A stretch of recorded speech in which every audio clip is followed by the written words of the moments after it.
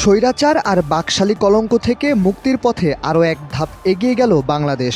গুড়িয়ে দেওয়া হলো ধানমন্ডি ৩২ নম্বরের বঙ্গবন্ধুর বাড়ি। ফলে ইতিহাসের কালো অধ্যায়ের আরেকটি পাতা শেষ হলো। হাউজিং বিল্ডিংয়ের ঋণ শোধ করে বাড়িটি বুঝে পেয়েছিলেন স্বৈরাচারী শেখ হাসিনা। পারিবারিক স্মৃতি হিসেবে ১৯৯৪ সালের ১৪ আগস্ট বাড়িটিকে জাদুঘর বানান শেখ হাসিনা। বিগত শাসন আমলে প্রায় শেখ হাসিনাকে দেখা যেত বাড়িটিতে। গতকাল ৫ ফেব্রুয়ারি রাত ১১টা থেকে শুরু হয় কলঙ্কিত এই বাড়ি ভাঙার কার্যক্রম। দলে দলে সাধারণ মানুষ, ছাত্র জনতা বুলডোজার ও হাতুড়ি শাবল নিয়ে আসেন বাড়িটি ভাঙতে। আনন্দ উদ্দীপনার মধ্যে ৬ ফেব্রুয়ারি সকাল পর্যন্ত বাড়িটি ভাঙা হয়। কেউ কেউ স্মৃতি হিসেবে খুলে নেন বাড়িটির ইট।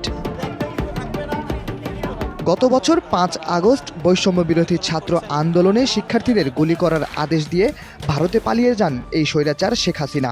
ভারতে মোদির ছত্রছায়ায় বাংলাদেশকে নিয়ে ষড়যন্ত্র চালিয়ে যাওয়ার পায়তারা করেন। এখনও শেখ হাসিনার নেই কোনো অনুশোচনা। গতরাতে ছাত্রলীগের আমন্ত্রণে ভার্চুয়াল অধিবেশনে বক্তব্য রাখেন তিনি। তার বয়ানে সেই পুরনো সুর, আমি কি করেছি, আমার দোষ কি। অথচ শেখ হাসিনার নির্দেশনাতেই গুলি চালানো হয় বৈষম্য বিরোধী ছাত্র আন্দোলনে। তার ভার্চুয়াল অধিবেশনের প্রতিবাদে লং মার্চ টু ধানমন্ডি ৩২ কর্মসূচির ঘোষণা দেয় জুলাই রেভলিউশনারি অ্যালায়েন্স।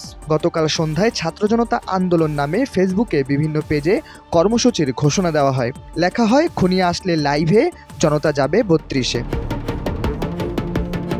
গতরাতে তাই একটি টানটান উত্তেজনাকর পরিস্থিতি তৈরি হয়।